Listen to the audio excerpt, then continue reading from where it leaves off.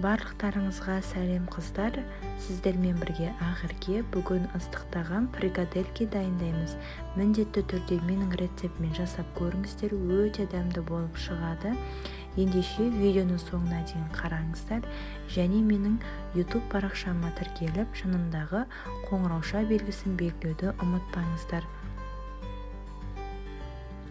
Ең алдымен керекті көкөністерімізді ашып дайындап аламыз және де фрикаделькидің күрішінде алдын ала дайындап қоямыз. Ол үшін жылы суға салып жібітіп қоямыз. Жарты пиала күріш жеткілікті. Енді картопымызды менде 5 картоп ашып дайындап қойдым. Осыны ұзынша етіп осылай кесіп шығамыз. Картоптарымызды турап болғаннан кейін бір сәбізімізді де видеодағыдай ірі етіп турасаңыздар болады, немесе теркадан өткізсеңіздер де болады.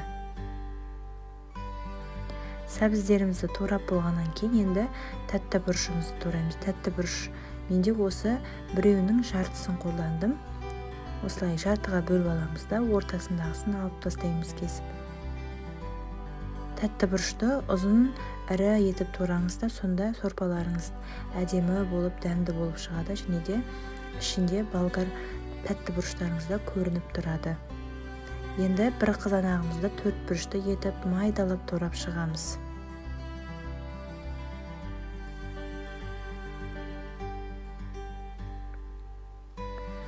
Қызанағымызды турап болғаннан кейін бір ыдысымызға салып қойып қоямыз.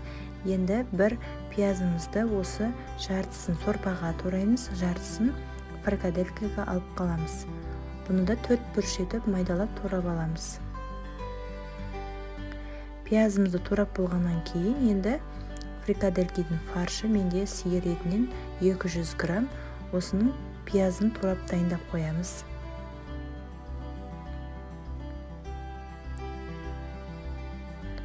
Турап болғаннан кейін енді ыдысымызға бір ас қасық сұйық май қосамыз. Көп қосудың қажеті жоқ, өйткені фаршты салған кезде ішіндегі майы шығады. Пиязымызды саламыз да қуырып аламыз. 3-4 минут қуырып аламыз. Енді осыған сәбізімізді саламыз да қуырып, бетін жауып, тағы да 3-4 минутқа қойып қоямыз қуыруға. Асты жай болып тұру керек, газдың асты. Қуырып болғаннан кейін енді тәтті бұрышымыз бен картопымызды саламыз. Бұны да жақсылап 3-4 минут бойы қуырып аламыз. Одан кейін қызанағымызды қосамыз. Сосын томат пастасын қоссаңыздар болады. 2-3 қасық қостым. Мендегі ол үйдің томат пастасы, сіздер сәл одан көбірек қоссаңыздар да болады.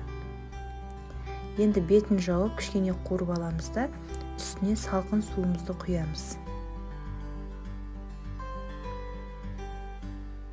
Астын қатты қоямыз да сорпамыз қайнағаннан кейін үстіне шыққан көбігін алып тастаймыз. Қайнағаннан кейін астын жай қойып қоямыз сорпаның. Енді үстіне 1 шай қасық тұз, жарты шай қасық кристальный тұз, одан кейін приправа қоссаңыздар болады қалағандарыңызша. Одан кейін 2 лавр жапырағын қосып, астын жай қойып қоямыз. Енді фрикаделькидің фаршын дайындаймыз. Жібітілген күрішімізді фаршыға саламыз да үстіне жұмыртқаның бір сарысын салып қоямыз.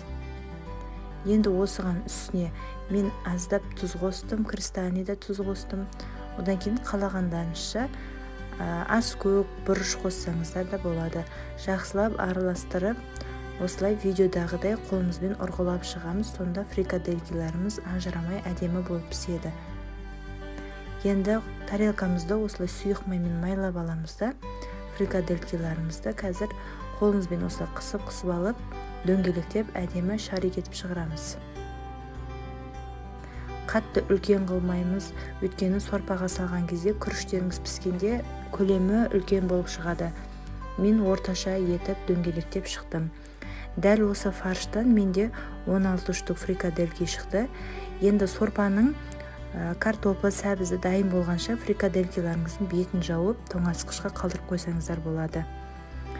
Сорпамыздың барлығы картоптары пісіп болғаннан кейін осылай фрикаделькиларымызды ұнға сәл аунатып жібереміз де саламыз. Қатты аунатпаңыздар, ұны көп көтпесін. Егер ұны көп болып кетсе, сорпаларыңыз ағарып түсі шықпай қалады, қызарып шықпайды түсі.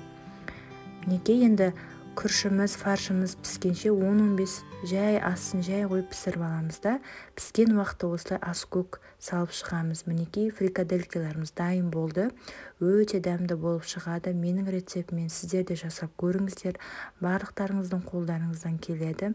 Ауызашарға дайындаңыздар. Барлықтарыңызға ас болсын.